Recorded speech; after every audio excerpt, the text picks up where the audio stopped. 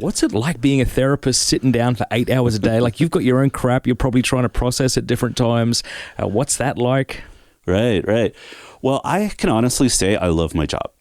I mean, sometimes I work too much and I get tired. And sometimes the burdens can be a little heavy and I have to like do a good job of kind of processing that. But I honestly love my job. Like, I'd never have the situation where I wake up in the morning and go, I don't want to go, right? I've had that. Sometimes even in jobs I've liked before, I've felt that way. But I actually don't feel that way because the times when I'm working with people, I consider to be precious. I don't know if other therapists would say that, but I actually do. I come at it with a Catholic perspective, and I really see the person I'm sitting with as a person created in the image of God and a valuable, beautiful person. And so the privilege of being able to sit with that person to help them work through things. And sometimes it's not always just listening. I mean, we might have implied that before, but sometimes they're coming in and they actually want to solve and work on some issue or problem in their life. And so the therapy is a little bit more directive than just me sitting there listening the whole time and nodding, right? But to get back to what you were saying, how did I get here? Well, how you got there, but what's it like being a therapist in general? I mean, 8 hours a day you're listening to people. I would imagine that if you weren't seeing concrete signs of success, or advancement, progression in the people that you were working with, it would be a very dispiriting and depressing job, because you have people presumably they're not coming in to tell you how great their life is, or if they are, it's only because they're covering something awful, which you need to get to. But I imagine, it's got to be difficult. So that must be a beautifully rewarding thing to see people actually begin to advance and find healing. Right. Yeah, I mean, specific things I work with, are things like trauma, and so people are having panic attacks or high levels of anxiety, or they're in deep depression.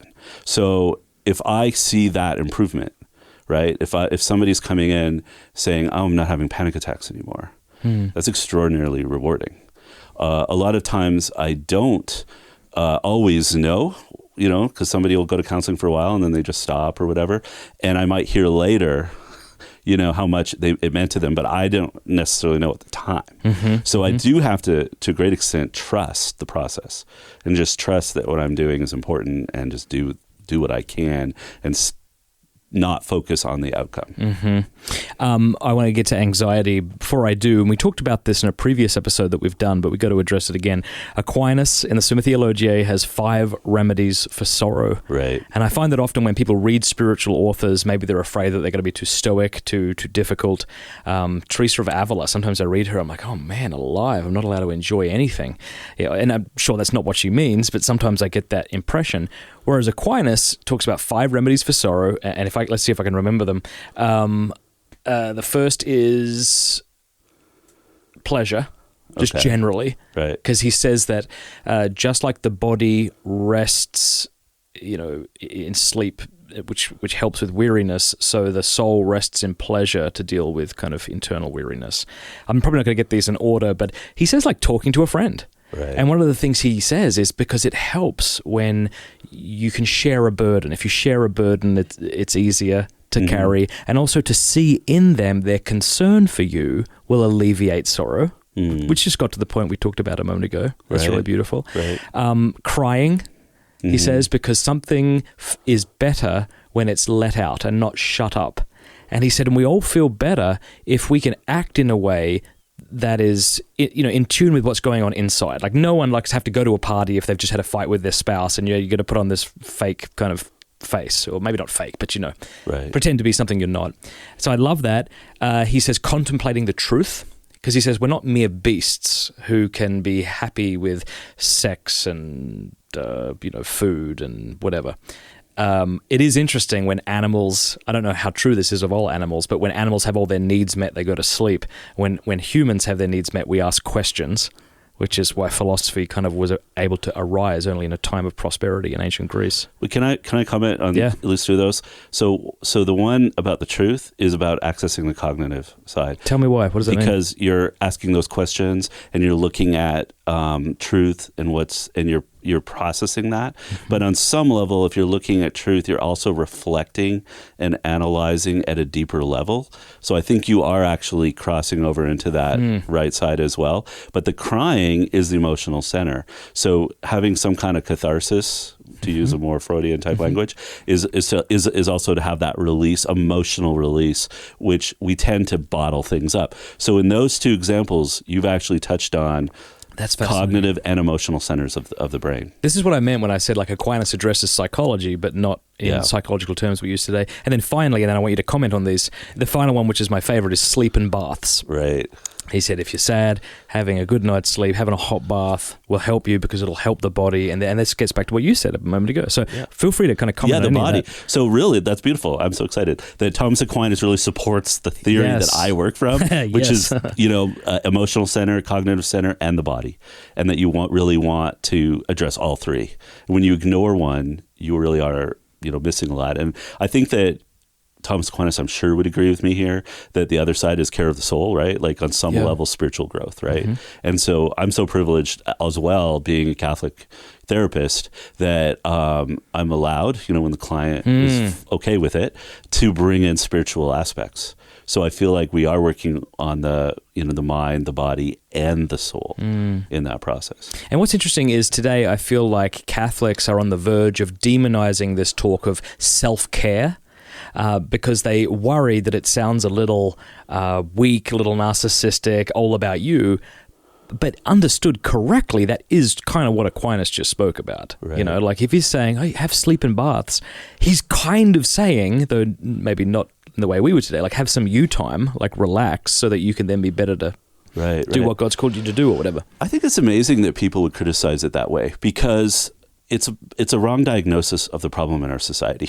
Is how I see it. What's a wrong diagnosis? The idea that being having self-care is narcissistic or some kind of problem. I really think our society lacks self-care. Okay. We overindulge in certain ways, but even the ways in which we overindulge often aren't really self-care. Give us some examples. Well, examples I would say would be of things we think are relaxing. Maybe would be like, busy being on the internet, going on Twitter and Facebook and all these different social media things, like as if that actually relaxes us. Yes. Or even like I'm not against these things, by the way. Even video games, I'm not opposed overall to video games, but it's not relaxing. Right? Yeah. It isn't to play most video games anyway. Right. Even television can take on an aspect of, you've got to you're binge watching something. It can just lead you into numbness, but it can also almost be anxiety inducing. All these things are high stimulus things that are keeping our minds busy.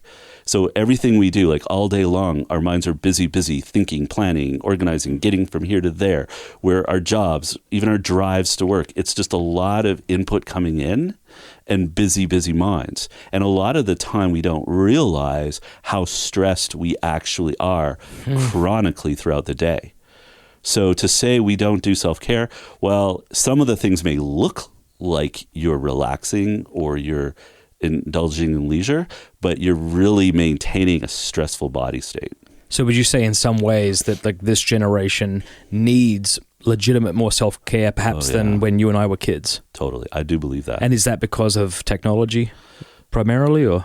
It's a big one. It's a big one because I don't know about you. Like I can remember as a kid just, being kind of thrown outside and go play. Yeah. And you just have long leisurely days. Yes. You're just sort of hanging out. Maybe you meet some friends, you just play outside. Sometimes you just sit.